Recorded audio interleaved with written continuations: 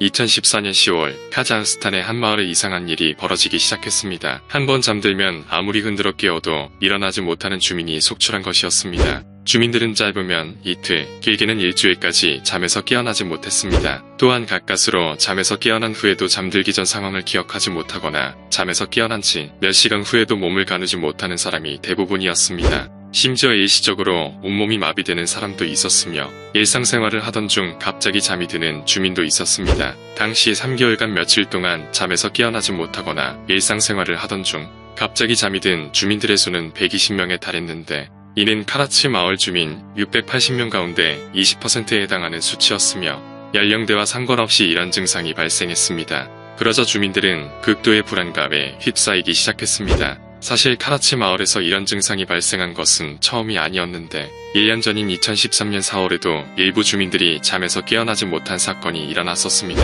하지만 이들은 모두 2에서 3일 안에 잠에서 깨어났고 그 수도 10여 명에 불과했습니다. 그런데 2014년 10월부터 다시 주민들이 잠에서 깨어나지 못하는 일이 벌어졌고 그 대상이 어린이들에게까지 확산된 것이었습니다.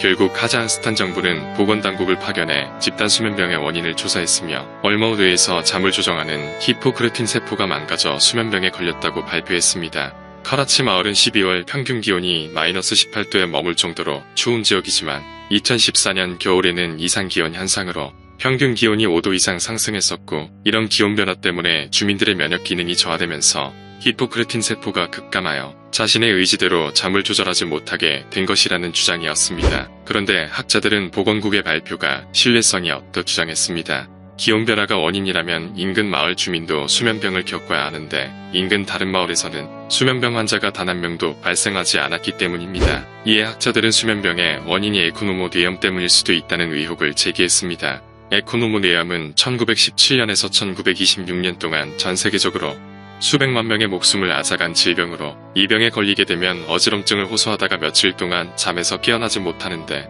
이후 깨어나고 다시 자는 증상을 반복하다가 혼수 상태에 빠지거나 심할 경우 사망에 이르는 병이었습니다. 마을 수면병이 에코노모뇌염 초기 증상과 유사하기는 했지만 학자들은 사라졌던 에코노모뇌염이 왜 다시 나타난 것인지 설명하지 못했습니다. 하지만 마을 주민들은 수면병의 원인으로 마을 인근에 있는 우라늄 광산을 지목했습니다. 이곳은 옛소련 시절 핵무기 제조 등을 위해 우라늄을 공급했던 광산으로 카라치 마을에서 불과 600m 밖에 떨어져 있지 않은 곳으로 주민들은 이 지역에서 흘러나온 유해물질로 인한 물과 토양이 방사능 등에 오염됐다고 주장했습니다. 결국 카자흐스탄 정부가 직접 조사에 나섰고 조사 결과 중금속 및 방사선 등의 수치는 정상 범위로 확인되면서 마을에서 발생하는 수면병의 원인은 오리무중 속으로 빠져들었습니다. 그 후 정부 차원에서 대대적인 조사를 했음에도 수면병의 원인을 밝혀내지 못하자 카자흐스탄 당국은 카라치 마을 주민들을 집단 이주시키기로 결정했습니다.